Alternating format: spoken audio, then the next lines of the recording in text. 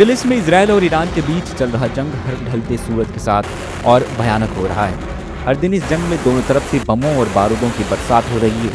13 जून को जब से इजराइल ने ईरान के परमाणु ठिकानों और सैन्य अधिकारियों को निशाना बनाया है, तब से लेकर अब तक इस जंग में दोनों तरफ से सैकड़ों लोगों की जान जा चुकी है। इसी बीच ईरान के शीर्ष नेता आयतुल्लाह खामनेई का भारत के उत्तर प्रदेश के साथ कनेक्शन को लेकर खबर सामने आई है, जिसके बारे में आप शायद ही जानते होंगे। दरअसल आयतुल्लाह खामनेई के दादा सैयद अहमद मूसवी का जन्म 19वीं शताब्दी के प्रारंभ में बाराबंकी के पास किंतुर गांव में हुआ था।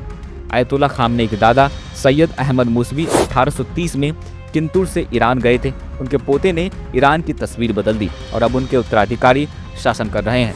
ईरान के पहले सर्वोच्च नेता आयतुल्लाह खामनेई के पूर्वज बाराबंकी के गांव में रहते थे। खामनेई के दादा सैयद अहमद मूसवी का जन्म 19वीं सदी के शुरुआत में बाराबंकी के पास किंतुर गांव में हुआ था। वे उस समय वहां के लोगों को शिक्षा के क्षेत्र में आगे लाने को काफी तत्पर थे और लोगों को काफी प्रोत्साहित भी करते थे। अभी उनके खानदान के काफी लोग ईरान में रहते हैं।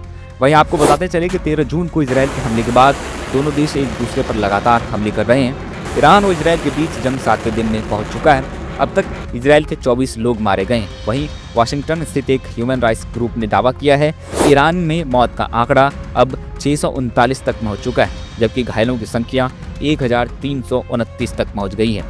वहीं ताज़ा खबर आपको बता दें तो 19 जून को इजराइल ने ईरान में अराक हैवी वाटर रिएक्टर पर हमला कर दिया है। हमले के बाद हुए नुकसान की जानकारी अब तक नहीं मिल पाई है।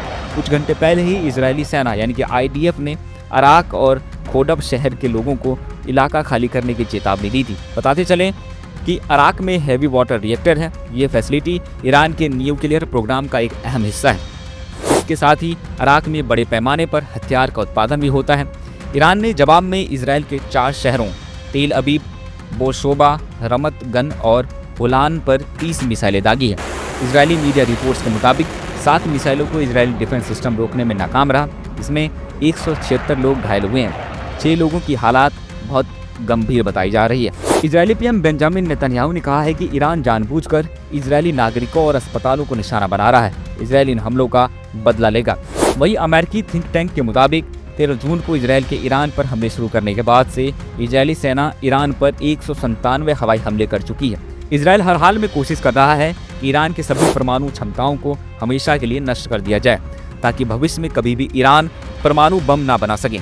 दूसरी तरफ इस जंग में अब अमेरिका की एंट्री होने की पूरी संभावना नजर आ रही है। ईरान के परमाणु कार्यक्रमों को रोकने के लिए अमेरिका पूरी ताकत लगा रहा है। ट्रंप इसी बीच ईरान पर अटैक करने की मंजूरी दे चुके हैं। हालांकि अभी तक हमला करने के लिए ट्रंप ने फाइनल कॉल नहीं दिया है, लेकिन अधिकारियों के मुताबिक अटैक की पूरी तैयारी की जा रही है। रक्षा विशेषज्ञों का मानना है कि अगर इस युद्ध में अमेरिका सीधे रूप से कूदता है तो रूस और चीन भी खुलकर ईरान का समर्थन कर सकते हैं, जो इस युद्ध को तीसरे विश्व युद्ध का स्वरूप दे सकता है, जो न सिर्फ मिडिल ईस्ट बल्कि पूरी मानव जाति के लिए खतरा होगा। क्योंकि अगर तीसरा विश्व युद्ध हुआ तो फिर बचाने के लिए शायद कुछ न बचे। खैर, इस पूरी खबर को लेकर आपकी क्या राय है हमें कमेंट में जरूर बताएं।